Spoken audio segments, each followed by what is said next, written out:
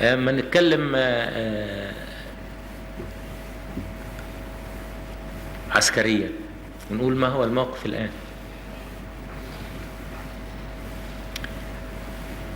الحقيقة الموقف العسكري بعد 67، ولازم أديكم فكرة عن 67،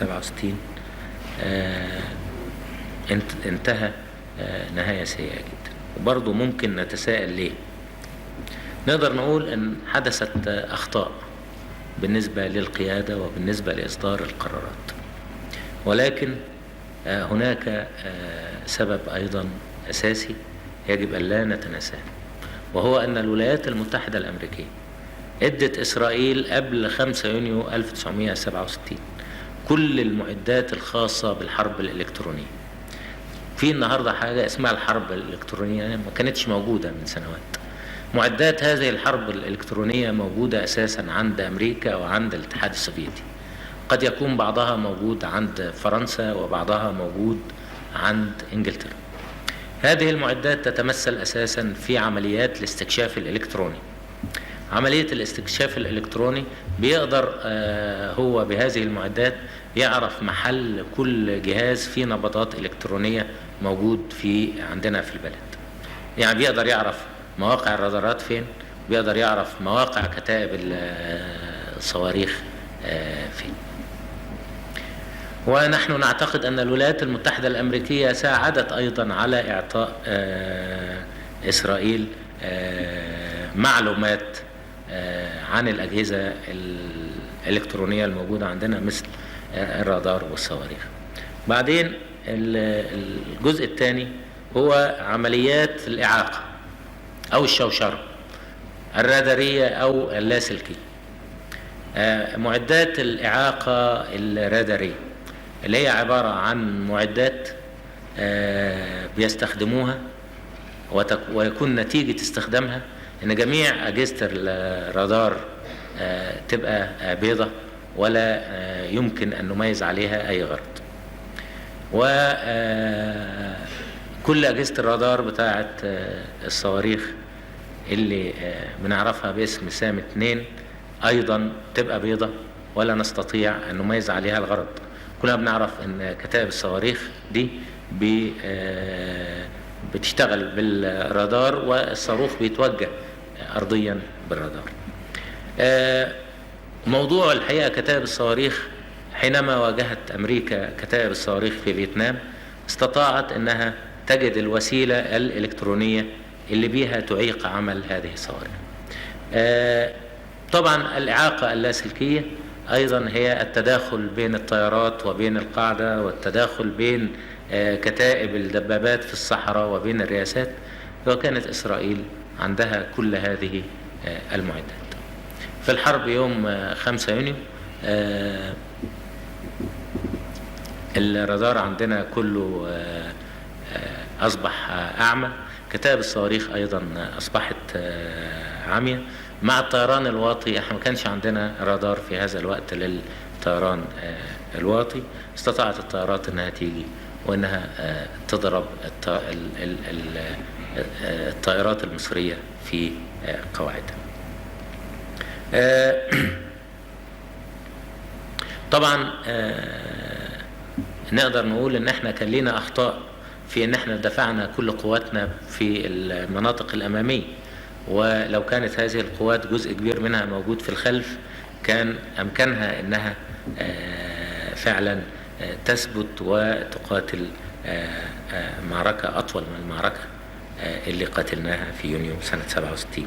ولكن نتيجة تحطيم سلاح الطيران بتاعنا على أساس أنهم أغاروا على جميع المطارات في وقت واحد، أيضا نتيجة أن طياراتنا ما كانتش داخل دشم واقية في الوقت اللي إسرائيل طياراتهم كانت موجودة في داخل دشم واقية، عرضنا تعريض كامل، كنا معرضين لضياع قواتنا الجوية. بعد ضياع قواتنا الجوية أصبح من السهل على العدو خلال قواته الجوية أنه بيصطاد العربيات اللي هي اللي مش مدرعة وبيقفل بيها المضايق، وبعد كده بيصطاد الوحدات المدرعة اللي كان صدر لها أمر بالانسحاب وتحدث الكارثة اللي حدثت. الحقيقة احنا مش أول دولة في العالم حصل لها هذا الكلام. برضو أنا أصل في سؤال من الأسئلة بيسأل عن أسباب 67. يعني لما نبص للحرب العالمية الثانية ونقرأ مثلا مذكرات وينستون تشرشل بنجد إزاي جابهوا قوة كبيرة جدا تتمثل في ألمانيا، واستطاعت أنها تقضي على القوات الفرنسية والقوات البريطانية وتحتل هولندا وبلجيكا وكل أوروبا الغربية، وإن ما انسحبش من دانكرك اللي هي المعركة اللي حارب فيها الإنجليز لكي ينسحبوا إلى الجزر البريطانية، ما انسحبش أي سلاح، انسحب بس العساكر بدون أسلحة. وبعد هذا لو بنشوف أيضا المعركة في الاتحاد السوفيتي حينما هاجمت ألمانيا الهتلرية الاتحاد السوفيتي، وانسحبوا الاتحاد السوفيتي لغاية أبواب موسكو وأخذوا كل أوكرانيا، وبعد كده استعدوا وقدروا يجابهوا الموقف. أيضا حينما واجهت أمريكا الهجوم الياباني المفاجئ عليها في بيرل هاربر، انسحبوا من كل المنطقة إلى أمريكا، وبعد هذا عملوا جيوشهم وعملوا قواتهم ورجعوا تاني. احنا حصل لنا الحقيقة اللي حصل سنة 67، وكان مفروض وكانوا بيقولوا ان احنا هنسلم في اي وقت، ولكن الحقيقة بالنسبة لإرادة الشعب هنا وتصميمه على الصمود وقفنا ولم نحقق أهدافهم، لأن هم أيضا أهدافهم زي ما قلنا فرض التسوية بالقوة. لغاية دلوقتي هم ما قدروش يفرضوا هذه التسوية بالقوة. ومعنى فرض التسوية بالقوة انه بالقوة يخليني اقبل شروطه واقبل التسوية كما يراها هو. بالنسبة للموقف العسكري، ان احنا النهاردة فعلا استطعنا ان نعوض الكثير من الاسلحة اللي فقدناها، وان احنا نخلق قوات مسلحة قوية وقادرة.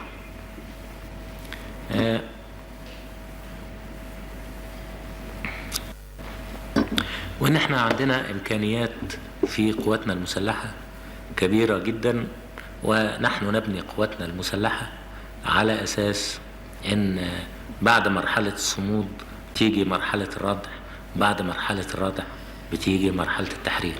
نحن الآن نخطط في قواتنا المسلحة على أن تكون قادرة على تحرير الأرض المحتلة التي استولت عليها إسرائيل في سنة 67.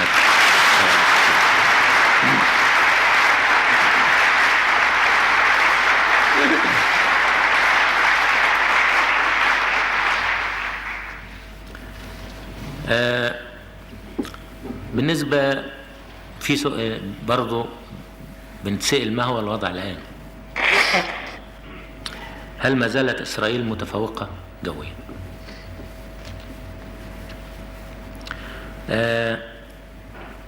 أنا اتكلمت وديت أحاديث يمكن في شهر فبراير كتيرة، وكان كان موضوع زيادة تسليح إسرائيل معروض في أمريكا، وأنا في أحاديثي كلهم بينت، في أحاديثي ليهم كلهم بينت إن إسرائيل فعلا متفوقة جويا، لأن عندهم 3 طيارين لكل طيارة، إذن يقدروا يستعملوا الطيارة كأنها 3 طيارات، وإحنا ما كانش عندنا طيار لكل طيارة. النقطة الثانية إن هم عندهم عدد كبير من الطيارين المدربين. إحنا عدد من طيارنا استشهد في سنة 67، وبدينا نبني قواتنا الجوية من جديد. فبنقدر نقول لغاية دلوقتي لا زالت إسرائيل متفوقة جويا، ولكن هل سيستمر هذا التفوق إلى ما لا نهاية؟ نحن نخطط على أساس أن لابد أن يكون لنا في يوم ما، أرجو أن يكون قريب، التفوق الجوي. بعدين طبعا في ناس بتسأل ليه قاعدين على الضفة الغربية وليه ما رحناش الضفة الشرقية. وطبعا طالما العدو عنده تفوق جوي، عملية العبور، وهو عارف كده وأعلم في هذا في تصريحاته، مهما كانت قواتنا قادرة لن تكون أبدا بالعملية السهلة. وبعدين بالنسبة الحقيقة لحرب الصحراء أيضا لن تكون العملية سهلة، لأن بالنسبة لحرب الصحراء من الصعب الإخفاء ومن الصعب التمويه. إذن القوات الجوية لها دور أساسي في المعركة. بالنسبة للأسلحة، بالنسبة للطيارات، وفعلا الاتحاد السوفيتي عمل لنا نوعين معدلين من الطيارات بالنسبة لطلبنا. عمل النوع الأول بناء عن طلبنا سنة 68، وبعدين طلبنا مواصفات جديدة فعمل النوع الثاني سنة 69. الحقيقة إذا كانت الولايات المتحدة الأمريكية تسند إسرائيل مساندة كاملة، وإذا كانت إسرائيل تعتمد اعتماد كلي على الولايات المتحدة الأمريكية، كلنا بنشوف تصريحات رئيسة وزراء إسرائيل جولدا مائير وبتتكلم عن أصدقائهم الأمريكان. وإذا كانت أمريكا تعطي إسرائيل أحدث المعدات الحربية، وإذا كانت أمريكا تعطي إسرائيل كل ما يمكنها من التفوق الجوي، فلازم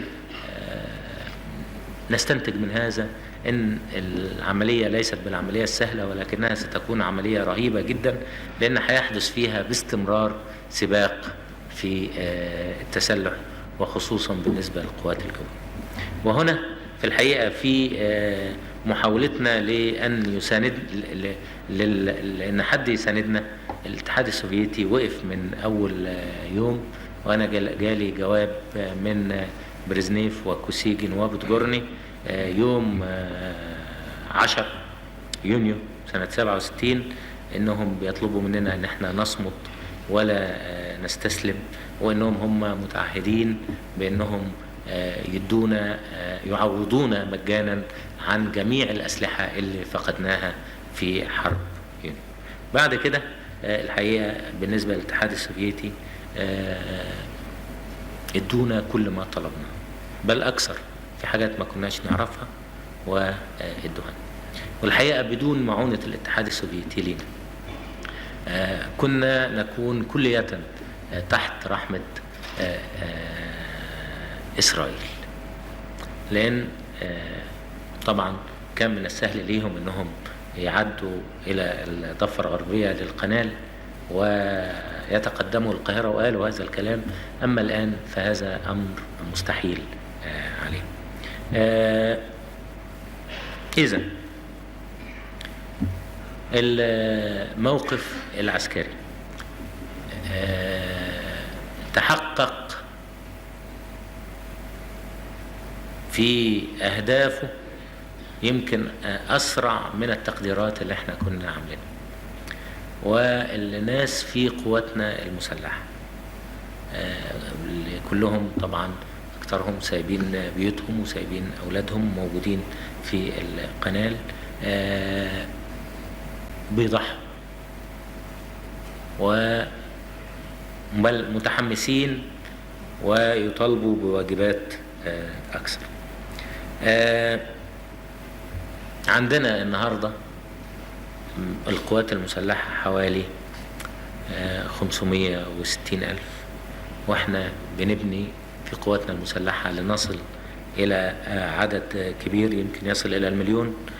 وطبعا هذا الموضوع مقدرة إسرائيل وخدوا معلومات. يعني هو من المشاكل اللي عندنا هنا إن في كلام كتير عن كل المواضيع، وأنا يوم ما أعلنت كان معروف، لكن أنا برضو أعلنت عشان الروح المعنوية في إسرائيل بيعرفوا إن احنا عندنا طاقة متفوقة عليهم، وهي الطاقة البشرية، ويجب في معركتنا إن احنا نستخدم هذه الطاقة البشرية. بالنسبة للتدريب، لم تمنع غارات إسرائيل بالعمق وحدتنا من التدريب، بل أستطيع أن أقول أن وحدتنا المسلحة أدت فترات التدريب وواجبات التدريب كما كان مقرر في خطة التدريب. بالنسبة لموضوع